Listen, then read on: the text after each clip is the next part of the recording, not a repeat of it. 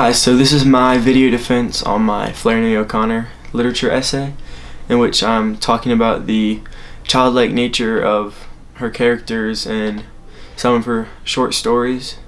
And to me, the interesting thing about her writing style came from the youthful characters in some of these stories. O'Connor clearly illustrates adult characters that have a developed idea on what they believe the world is like. Yet when I ask myself how the childlike nature of certain characters and going against these mature views invites the reader into questioning the authenticity of the initial morals that the older characters were set on telling the younger ones, I came across something that only the characters with these childlike mindsets have. My introduction states, in her short stories, Flannery O'Connor introduces a vast array of characters. Some of these characters act old and mature, and some exhibit a childlike persona. In specific, Flannery brings us into the lives of characters such as a young girl living in a world of her own imagination, as her older sisters do things that she cannot yet comprehend. A mother's son, Julian, who does not understand his mother and tries to transcend her views on the world and heritage.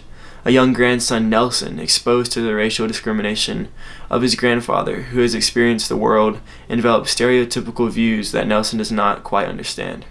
Looking into the childlike characters, a common theme of inexperience leading to creativity occurs in their lives. Through inexperience, these childlike characters exhibit an invitation for creativity, in which the unique hermeneutic each individual character has, in contrast to the more mature adult views, allows for an opportunity to reshape society, social norms, and the overall way these characters view the world, opposed from the adult figures in their lives. In specific, the stories I'm looking into are the young girl in a Temple of the Holy Ghost, where we see this young girl who her older cousins come into town, and we see they have all these stories from the school that they were going to, and they're obviously older than her, so she's initially indifferent to what they have to say. And we see later on in the story that they go to the circus and come back talking about something they saw there, a scene they saw there that the young girl just does not understand, and we kind of see her inexperience here, and then she misinterprets kind of what they're saying, and she brings her own views to it. One of the quotes I use is, "Stop, sir, I'm a temple of the Holy Ghost." The child sat up off the floor with a blank face. She didn't see anything funny in this. Page 283. So this is when her cousins first come back from the school they were going to. And yes, the cousins are joking around about calling themselves temples of the Holy Ghost, but the young girl just thinks it's this funny thing, and we see her inexperience in that she can't kind of comprehend at all what they're talking about, and just think. Another moment that reveals inexperience is what I was talking about earlier, when the cousins go to the circus and they see this scene there, and they tell the young girl about what they call the freak, and the young girl can't imagine this at all. And one of my quotes is, "There are some things that a child your age does not know. The child felt every muscle strand in her body strained, as if she were hearing the answer to a riddle that was more puzzling than the riddle itself." So in both of these moments, O'Connor illustrates inexperience through the young girl's mind and how she interprets what she hears from her older cousins. The young girl cannot fully understand what she hears from the other girls, but she can put together some of her own thoughts about it.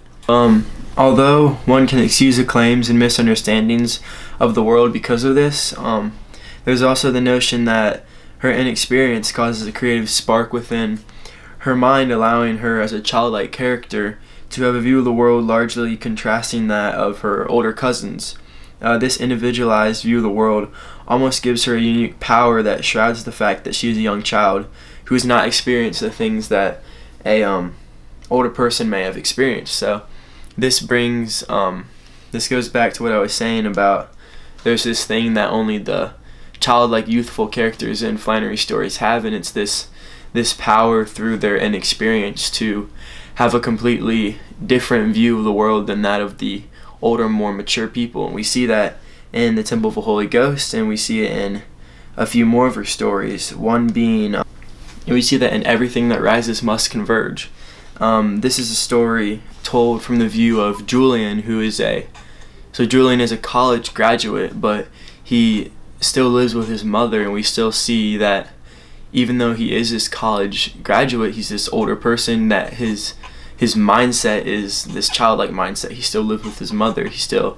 We see in the story he's going against a lot of the claims that she has. So his view on the world is completely different than hers, and he goes against her actions on the bus. And we're seeing another contrast to these seemingly mature characters, these adult figures that, when put up against a youthful minded character with a childlike mindset, we don't see their mature views kind of holding as strong as they would be.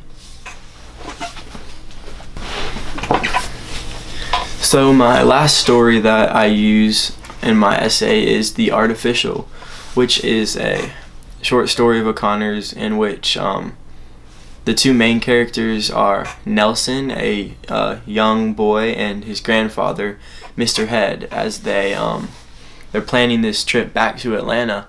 And from the beginning we see that Nelson just argues with his grandfather, saying that since he was born, so Nelson was born in Atlanta, and he uses this fact that since he was born in Atlanta, then he has been to Atlanta before.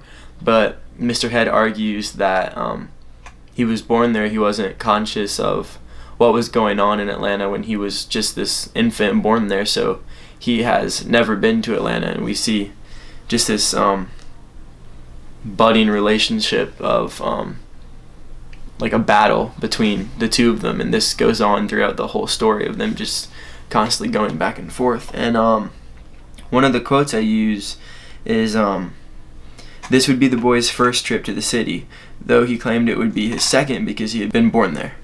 Mr. Head had tried to point out to him that when he was born there he didn't have the intelligence to determine his whereabouts, but the child continued to insist that this was bound to be his second trip." So here, Nelson's actions are clearly childlike, and it again is easy to come to the conclusion that this is just what a kid would do, going against his grandfather, just trying to prove his grandfather wrong, prove the adult wrong in this situation.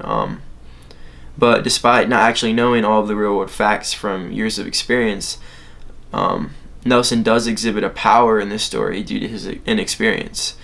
Bringing together all of these stories, which O'Connor uses this theme of inexperience leading to creativity, and the thing that inexperience creates is this this power that only the youthful characters have, only the childlike characters can use this power, and they haven't experienced things that the older people have experienced. And initially you would think that that is a bad thing, and you would say, oh, I need to teach you something, but in the end it's these childlike views that are almost better than the views that the older people have on the world. And I believe that this is a power that the younger characters have, in which they could use this in the end to change the wrong views that the older characters think are right, and this power can be used to change the overall way that all the characters view the world.